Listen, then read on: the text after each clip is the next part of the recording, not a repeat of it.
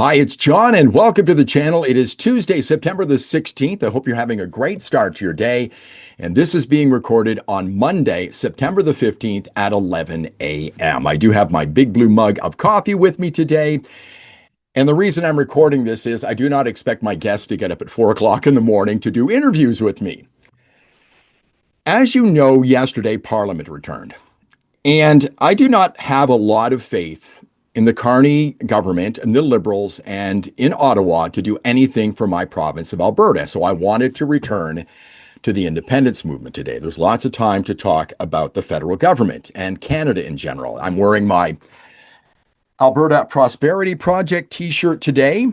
Danielle Smith, the premier of my province, seems to be holding out hope that Mark Carney will throw us a bone and help out my province, but I don't think that is possible. So today we're going to talk about Alberta independence. And my guest today is Dr. Dennis Modry, a founding member and a chair of the Alberta Prosperity Project. We're going to talk about Danielle Smith. We're going to talk about Mark Carney. We're going to talk about moving forward to get Alberta's independence. Dr. Modry, welcome to the channel. Thank you very much, John. It's wonderful to be here. Well, it's nice to have you here. I've had Mitch Sylvester here. I've had Jeff Rath here. Now I've got you here. When I was out in Airdrie a little while back, all three of you were speaking there at one of your events, and incredibly impressed with what you guys are doing and other people as well. Let me ask you this, Dennis, before we move on. I hope I can call you Dennis. I know you're a doctor Yes. and everything. How many of these events have you done with the Alberta Prosperity Project so far? Well, it would be a few hundred that we've done since February of 2022. In the last 4.5 months, we've done, I think we're on about 48, and we'll be over 50 by the end of this week. And I was just looking at the event schedule, and there's lots of them coming up. I'll put up a card up so that people can see all the different events. I hope people will go out because they're incredibly informative here. Now, I know you've been, well, you're one of the founding members of the independence movement of the Alberta Prosperity Project. How long have you been doing this, and why do you think we need independence here in Alberta? We'll just make things simple right off the top. Okay, well, to answer your first question, I've been innervated since the National Energy Policy, but it was really in 2003. I had been working behind the scenes with the provincial government on the Finance Committee, and I had been consulted on various things in which I drafted reports. But it was the dysfunctional relationship between Alberta and Ottawa that really got my attention, and in a way in which I thought to myself, how can this be resolved? And this was a time when Premier Klein and Prime Minister Chrétien were actually having substantive verbal sparring in the media. And I came up with an idea. And at the annual general meeting in Red Deer in January of 2003, I said to Ralph, we were just talking privately, and Ralph was a good friend of mine. I said to him privately, I said, Ralph, I think we got a solution to fix the dysfunctional relationship between Alberta and Ottawa. And he looked at me and he says, you do? And I said, yeah, would you like to hear about it? And he said, absolutely. And so I said, well, it's based on this question.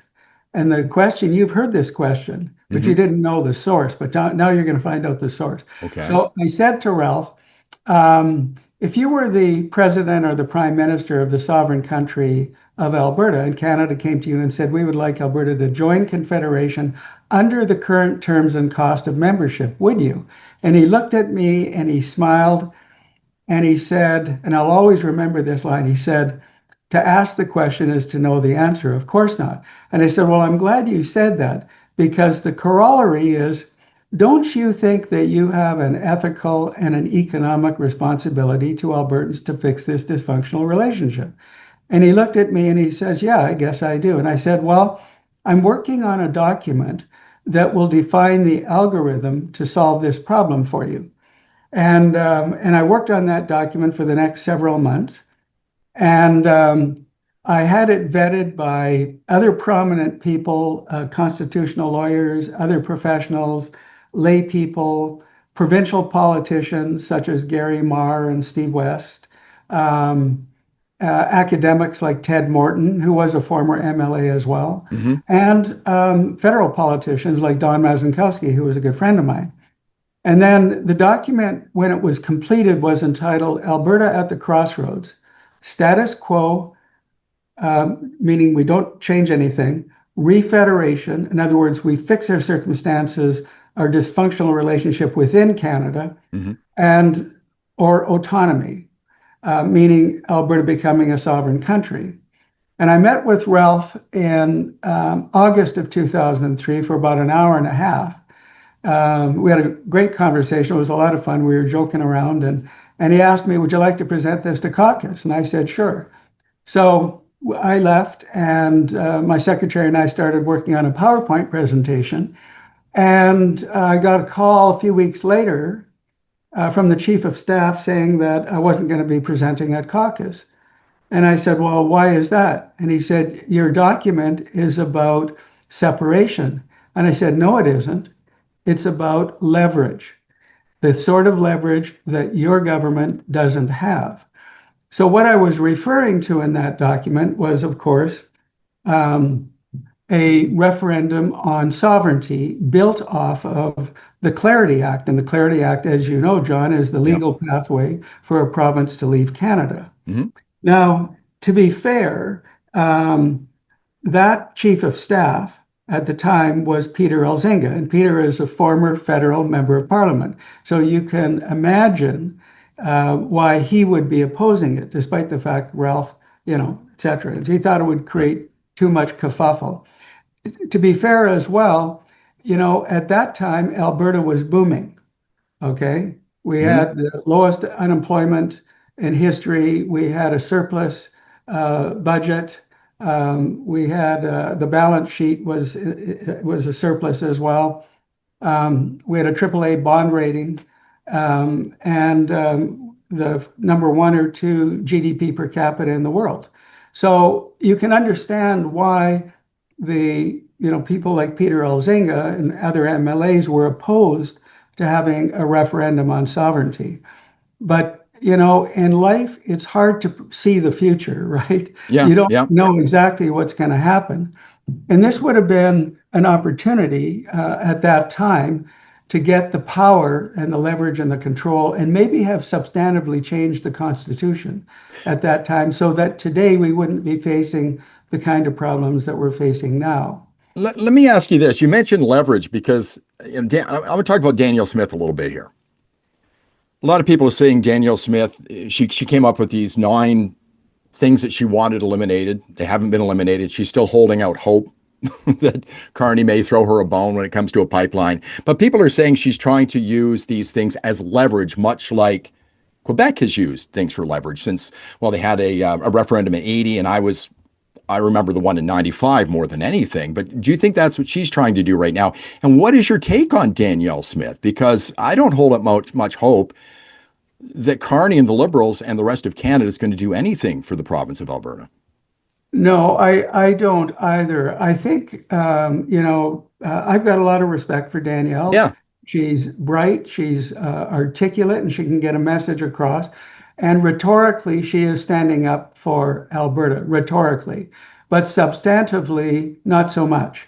And I say that because, for example, she's made these 9 demands, and she has said if we don't get them, that will be a threat to national unity. Mm. Correct? That can only mean one thing, that she's willing to take the step to hold a referendum on sovereignty as leverage to achieve what she wants. Now, as you know, John, her government implemented as their first piece of legislation, Bill 1, Alberta Sovereignty within the United Canada Act. Right. And that was, of course, to give power to the province to be able to push back against federal overreach of provincial constitutional authority. Hmm. But how has it worked? It hasn't worked at all. Her government has launched some 18 lawsuits against the federal government in relation to the development and transport of oil and gas, agriculture, censorship, and property rights. And we haven't won on any of these things. Okay. Now, we did have a Pyrrhic win on ending Bill C-69, the no new pipeline ban, but the Supreme Court sided with us. But the federal government hasn't done anything on it. They've ignored it. They've ignored it. Yes. Because they are amending the legislation that they want to implement. And so we're stuck in a situation where I think it's incredibly either, number one, naive to think that you can achieve these objectives, or it's strategic. In other words, when I say it's strategic, demonstrating to the public that we can't get any traction with the federal government. So look at the Alberta Next panel. There are 8 requests of the Alberta Next panel put to the public in support of making 8 constitutional changes. Those will be impossible to make because it's impossible to overcome the Constitution. And there's no way that the federal powers that be, the Laurentian elites, if you will, are ever going to give up power and control. And the whole federal governance structure speaks to that. And it's been set up, I think, as you mentioned in Airdrie, I remember you saying this was set up this way back in 1905 when Alberta became part of the country. It's been like that since the very beginning, correct? It was set up that way, and there's no appetite by the federal government to make adjustments, because by making adjustments, they will be losing control and power over us. And this is a serious problem. And I think, and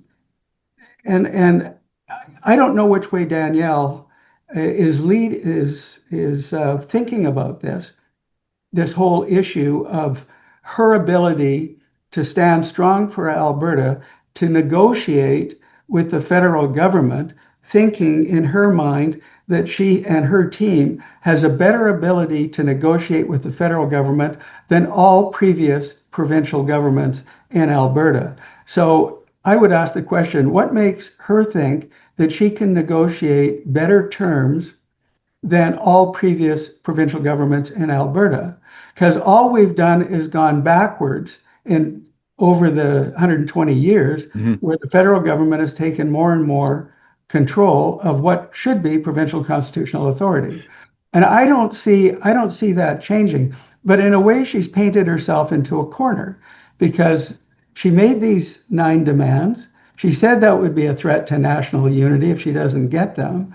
And like you said, if the federal government throws her a bone on one of these things, well, is that enough, really?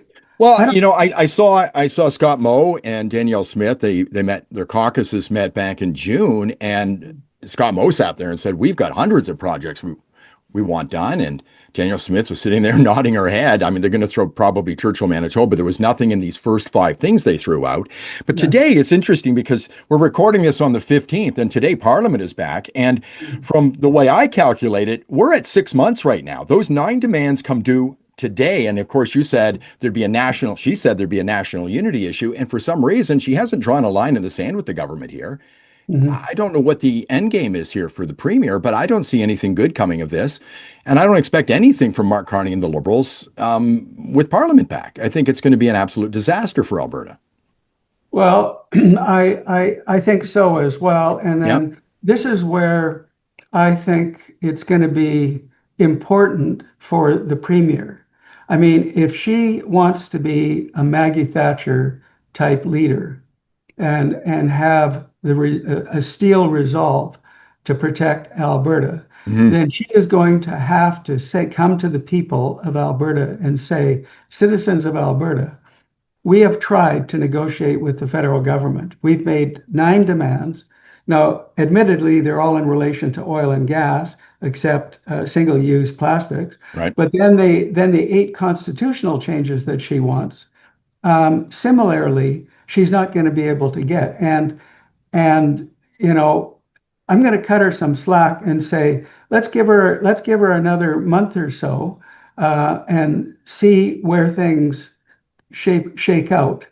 I don't think they'll shake out in a way in which it makes her look like she is successful, unless she can come to the citizens of Alberta and say, citizens of Alberta, we can't get anything with this federal government.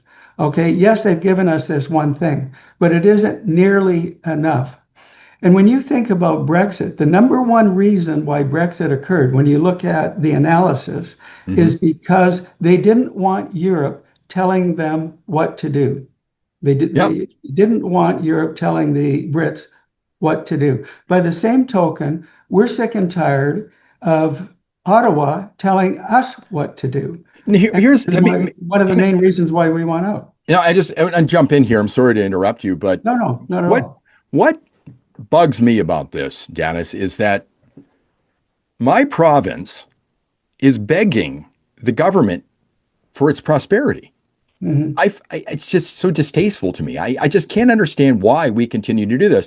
I mean, I wasn't in the province during the National Energy Program. I wasn't in the province when Preston Manning talked about the West wants in. I've only been here for 15 years, but I've seen a lot of people lose their jobs. My wife worked for a company where the whole building was emptied out about 10 years ago because of Trudeau and his government. And we're begging for prosperity here from Mark Carney and the Liberal Party that have, what's that old saying? Fool me once, right? And we're just getting fooled over and over and over again. Mm-hmm. I just can't stand for that anymore.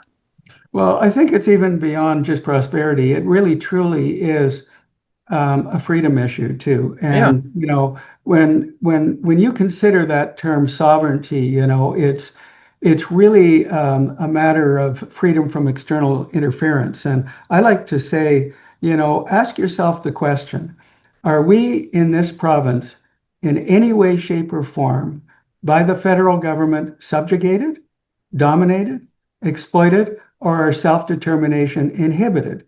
And on every metric, we are. Yes. And when you look at federal persecution, you could say what we want is we want out from that persecution. And what do I mean by that? I mean freedom from political persecution, economic, religious, cultural, medical, and regulatory persecution. We want self-determination. We don't want the federal government telling us what to do. And that freedom comes from getting out from under all federal regulation. Okay. Mm-hmm. And it also means getting out from under all federal taxation so that we have the ability to purchase the goods and services that we want.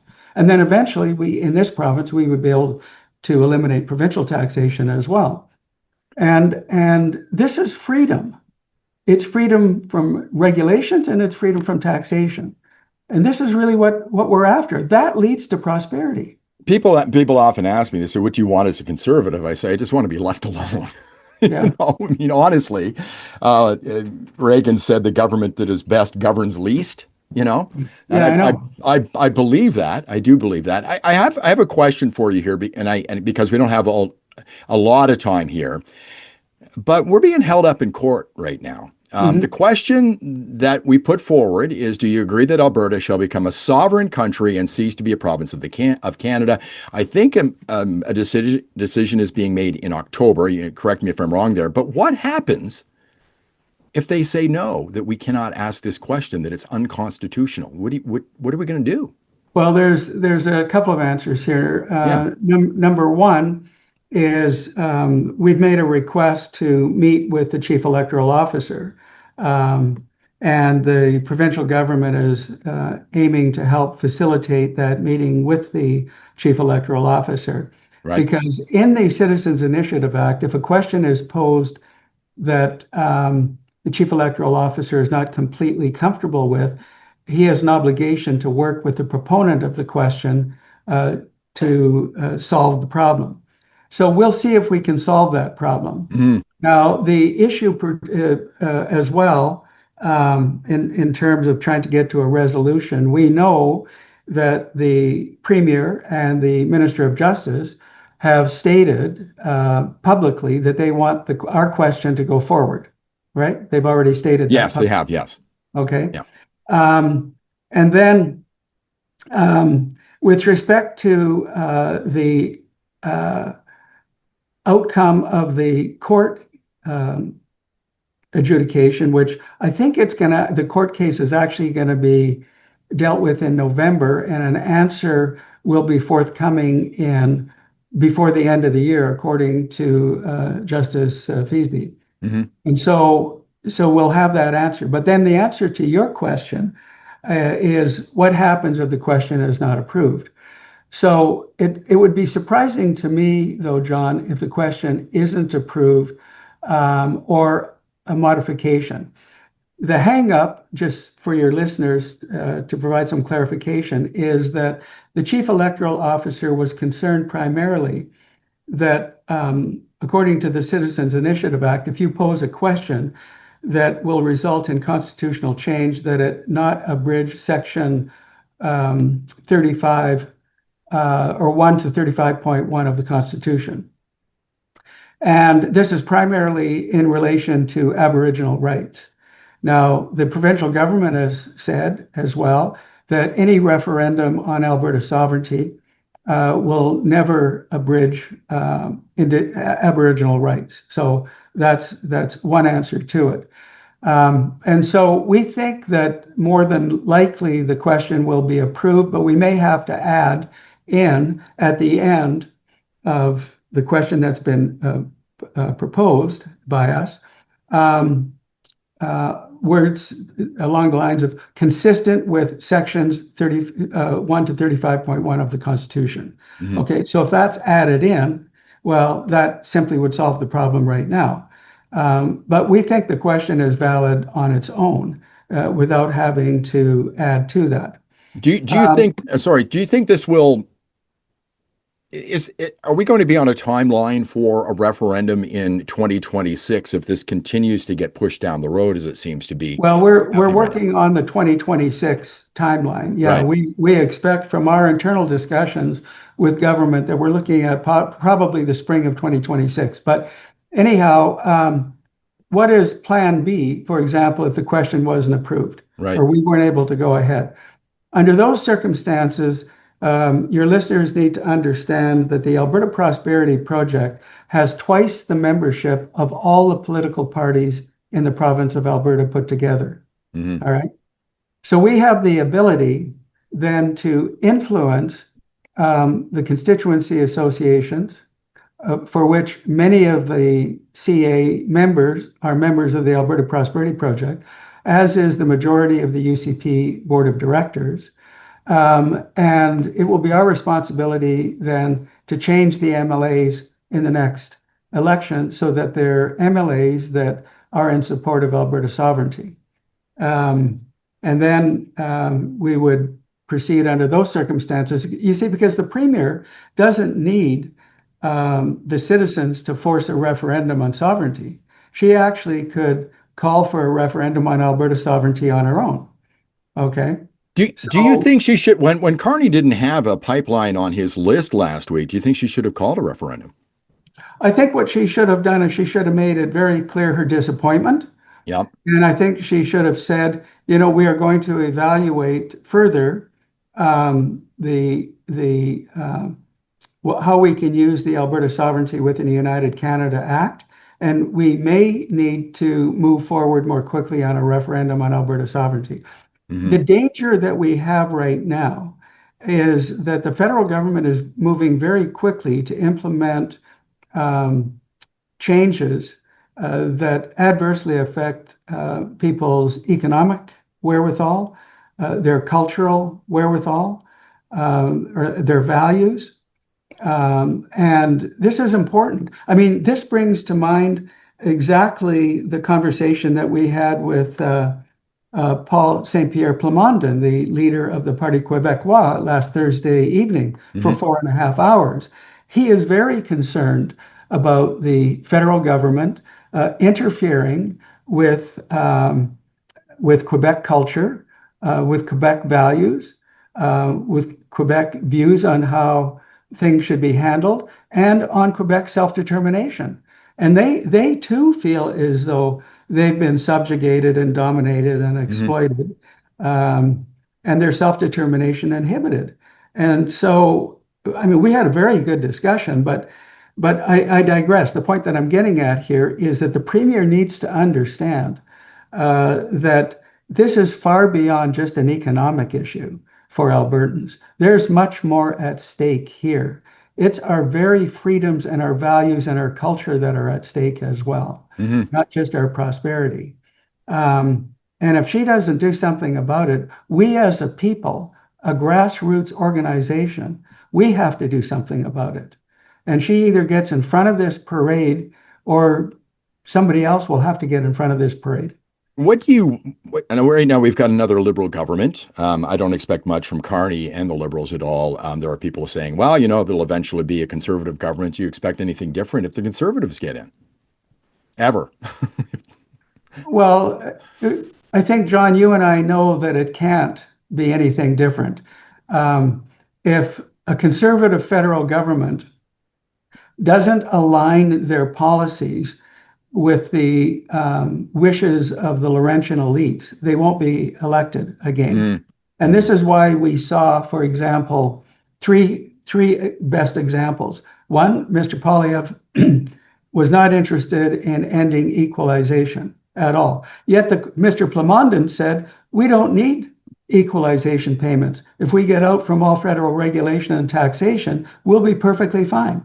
So in any case, Mr. Polyev was unwilling to get rid of equalization, even talk about it. Similarly, he was unwilling to talk about an Alberta pension plan, again, because he thought that would cost conservatives votes. And third, he's also unwilling to do anything about the dairy cartel, which controls the price of dairy and eggs and puts limits on what Alberta farming can actually produce, which I think is ridiculous, Yeah. And Yeah. so you see, just from those three examples, if a conservative government wants to be elected, and if they are elected, they want to stay in power, they can't shake the governance tree too much. We can never get representation by population in the House of Commons. That'll never happen. We can never get representation by population in the Senate, and we don't have control over the appointments of the Supreme Court justices either. They all come out of the Prime Minister's office. Mm-hmm. So we're caught in a bind. And Quebec has a little bit more of an advantage over us on any attempts to change the Constitution because they have a de facto veto. What that really means is that if there's to be a change in the Constitution, Quebec has to be consulted, Mm-hmm. and then their agreement or disagreement will be taken into account, you see. But actually changing the Constitution to benefit Alberta is impossible. There are four hurdles, and it's impossible to change that. We could talk. We could talk all day. I jotted down a whole bunch of things. I was watching some of the videos that were done at some of the events.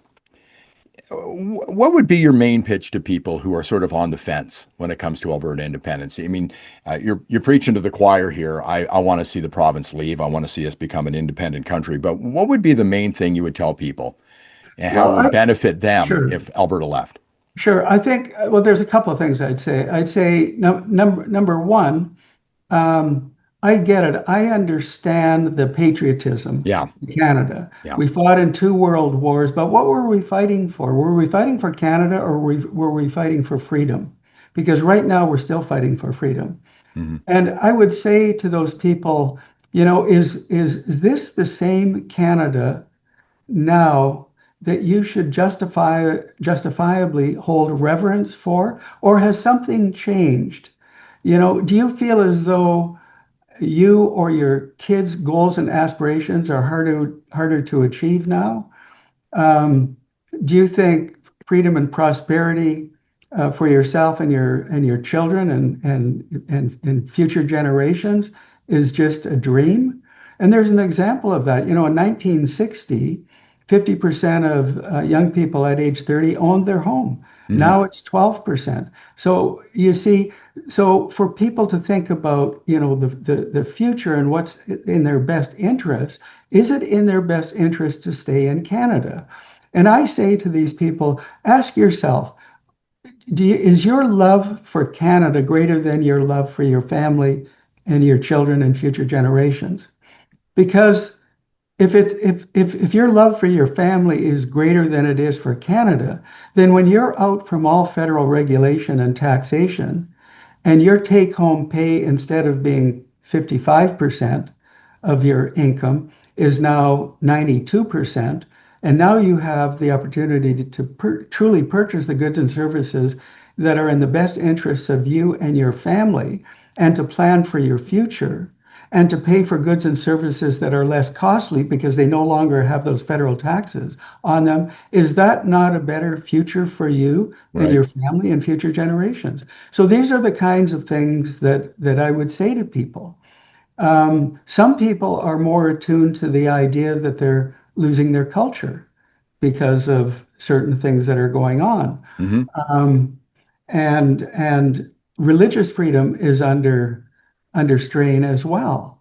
And we're seeing that there's a parliamentary committee right now looking to end charitable status for churches. Hmm. And so religion is, particularly Judeo-Christian religions, are truly under attack.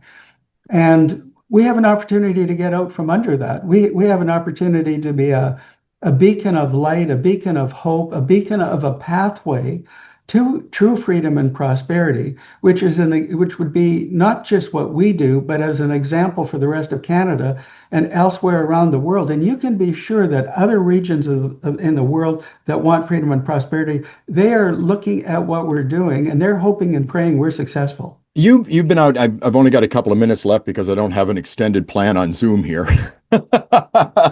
But you've been out to dozens of these meetings. What's your thought right now? How are you feeling optimistic about independence here? I'm feeling very optimistic. As you Good. know, from a few months ago, the polls were 45 to 48% in favor of sovereignty. We live in an era, John, of cancel culture where people often in a poll won't answer a question. That was best exemplified in the US election. Yeah. The polls did not predict the win. We see in Canada what has happened with the trucker convoy. People had their accounts frozen. So they're reticent to publicly state in a poll that they are in support of Alberta sovereignty. But I'll leave you with one fact. Sure. And that is, and it's a thought exercise as well, and that is in 2021, we had that referendum to end equalization. And 62% of Albertans voted to end equalization. Well, as a thought exercise, ask yourself the question, how many of that 62%, knowing that the only way to end equalization would be for Alberta to become a sovereign country, would therefore vote for sovereignty? Right. I think from what we're seeing is I think we're winning. I think we may have a plurality already, but we're not going to assume that. We want to assume that we're still behind and we're pushing hard, you know, getting the message out. Well, what I'll do is I'm gonna wrap things up. I'd love to talk to you again in the future. I appreciate your Sure. time today and how busy you are because I'm just looking, on the website for the Alberta Prosperity Project, the events that are coming up. It's just happening day after day after day, and I hope people will go out to them. I'm seeing you going to small communities here in Alberta, and half the population is showing up. So that's really good news from that standpoint. Thank you so much for chatting with me today. I hope we can talk again in the future. Best of luck to you. Thanks so much, Dr. Dennis Modry.